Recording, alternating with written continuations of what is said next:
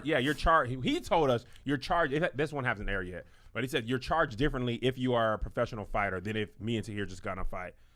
It's not considered the same. You're supposed to show more restraint and things like that. So if Doughboy is a professional eater and he goes to a buffet, said it'd be $1,000. Wait, so like what? Like Pi would get a court case against him? It'd be a dude with a suit standing next to Pi? Your Honor, what he did to my client. Doughboy is in there with pasta on his face. I didn't do anything to that pasta. You're fat. Your Honor, that mouth is registered in 49 states.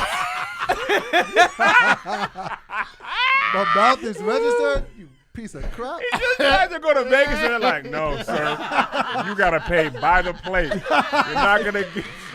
We've heard about you from casino to casino. You're not going to get away with this.